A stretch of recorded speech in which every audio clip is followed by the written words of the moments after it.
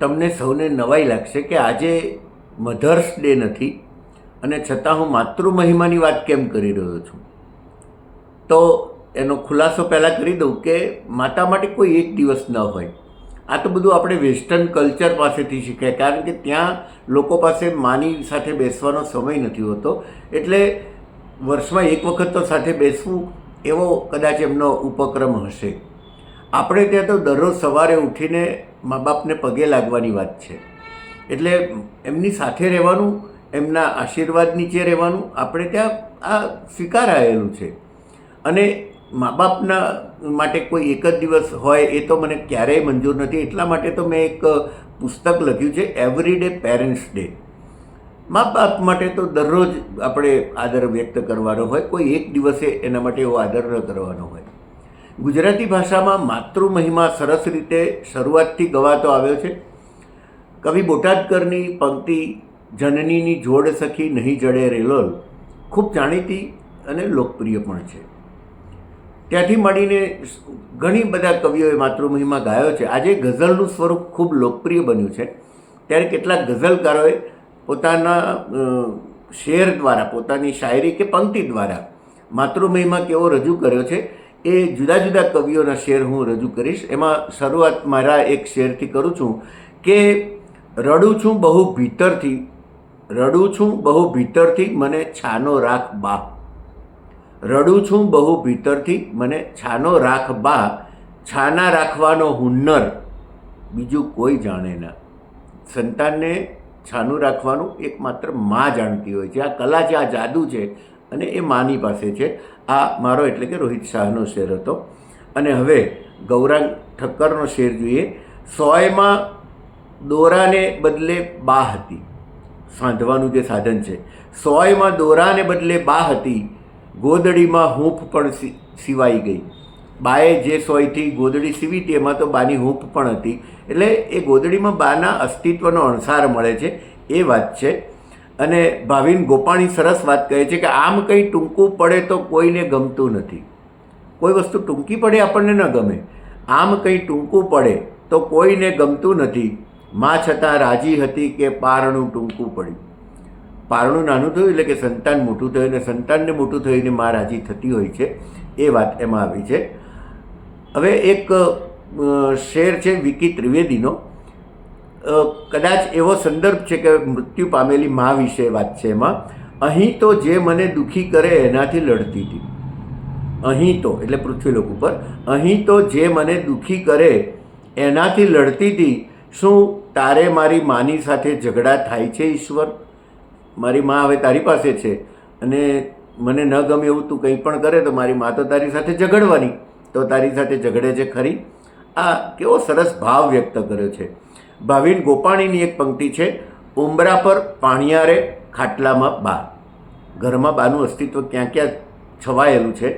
ઉંબરા પર પાણિયારે ખાટલામાં બા, ઓરડો મામા જીવે.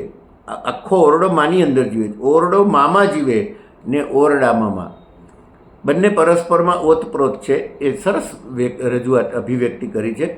મધુસૂદન પટેલના ઘણા શેર મને ખૂબ ગમે છે, અને આ માતૃમહિમાનો આ શેર પણ એટલો જ સરસ છે કે એક વિધવા મા તો બીજું શું કરે, એક વિધવા મા તો બીજું શું કરે, ધીમે ધીમે બાપ બનતી જાય છે. માતા પોતાની જવાબદારીઓ કેટલી ખૂબીથી નિભાવતી હોય છે, અને જ્યારે જે ભૂમિકા નિભાવવાની આવે એ સહજ રીતે નિભાવી લેતી હોય છે. તો માની આ ખૂબી છે, અને એની વાત એમણે કરી છે. કવિ અનિલ ચાવડા એ પણ મારા બહુ જ પ્રિય કવિ છે. એમણે સરસ વાત કરી છે કે ચોર ખિસ્સામાં બધાએ આંસુઓ સંતાડી રાખે છે. માં કદી જાહેરમાં સંતાને દુઃખ આપ્યું હોય તો એની સામે નથી રડતી, એની સામે ફરિયાદ તો ન જ કરે પણ સંતાનની સામે રડતી પણ નથી. ચોર ખિસ્સામાં બધાએ આંસુઓ સંતાડી રાખે છે, માં સતત પાપણની પાછળ એક એવું પર્સ રાખે છે. મહિલાઓ પર્સ તો રાખે, પણ માના પર્સમાં તો એને છુપાવેલા આંસુ હોય છે. કેટલી એક કવિ જ કરી શકે એવી કોમળ અને સંવેદનશીલ આ પંક્તિ છે. એવી જ એક પંક્તિ અશોક ચાવડાની છે. એ લખે છે કે શ્વાસ મારા એમ કંઈ અમથા વધ્યા છે ક્યાં, શ્વાસ મારા એમ કંઈ અમથા વધ્યા છે ક્યાં, રોજ ખર્ચાતી રહી છે થોડી થોડી માં. સંતાનને ઉછેરવામાં માતાએ પોતાના શ્વાસ ખર્ચ્યા હોય છે એ સંવેદનામાં રજૂ કરી છે. ડૉક્ટર મનોજ જોશીનો એક શેર આપણે જોઈએ. રહી ના શક્યો સાથે એની શરમ મોકલે છે. આજે આપણે જાણીએ છીએ કે સંયુક્ત કુટુંબ નથી રહે એટલે મા બાપ અને દીકરાઓ અલગ રહેતા હોય છે, વ્યવસ્થા ખાતર, વ્યવસાય ખાતર, કોઈ પણ રીતે. અને એનો ક્યારેક દીકરાને ક્ષોભ પણ હોય છે, નથી ગમતું, વ્યવસ્થા ખાતર અલગ રહેવું પડ્યું હોય. એટલે આ આજના સંદર્ભમાં પંક્તિ છે કે રહી ના શક્યો સાથે એની શરમ મોકલે છે, હવે દીકરો શહેરમાંથી રકમ મોકલે છે. એવી જ એક સરસ પંક્તિ શોભિત દેસાઈની છે કે ત્વચા કપાય તો લોહી અપાર નીકળે છે. ત્વચા, ચામડી, ત્વચા કપાય તો લોહી અપાર નીકળે છે ને બુંદ બુંદથી માનું ઉધાર નીકળે છે. લોહીના ટીપે ટીપામાં માનું ઉધાર છે. ભલેને 7 જન્મની મૂડી લગાવી દઉં, ભલેને 7 જન્મની મૂડી લગાવી દઉં, છતાંય માવડી તો લેણદાર નીકળે છે. આ માનું વ્યક્તિત્વ છે. એ ક્યારેય દાવો નથી કરતી કે હું તારી લેણદાર છું. ક્યારેય કોઈ માએ કોઈ સંતાન સામે પોતે કરેલા ઉપકારના પલાખાણ બતાવતી નથી હોતી. એ તો પોતાનું કર્તવ્ય વાત્સલ્ય ભાવે નિભાવતી હોય છે, અપેક્ષા વગર. હવે એક છેલ્લો શેર જોઈએ, એ વિપુલ માંગરોલિયાનો છે.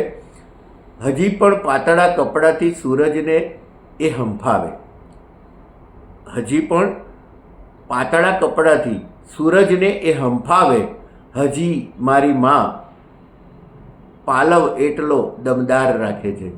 માનવ પાલવમાં સંતાનને કોઈ સમસ્યા, કોઈ પ્રશ્ન નથી હોતો અને દરેક સમસ્યાનું નિરાકરણ એમાં હોય છે. સૂરજનો તાપ પણ માના પાલવ નીચે સૂતેલા બાળક સુધી નથી પહોંચી શકતો, કારણ કે માતૃવાત્સલ્યનું છત્ર બાળકને રક્ષણ આપતું હોય છે. તો માતૃમહિમાની આવી હજી ઘણી બધી પંક્તિઓ ગુજરાતી શાયરોએ કરેલી જ છે. આટલી મારા હાથમાં આવી અને તમને ગમશે એમ સમજીને તમારા સુધી પહોંચાડી છે. તમારો પ્રતિભાવ મને ગમશે. આભાર.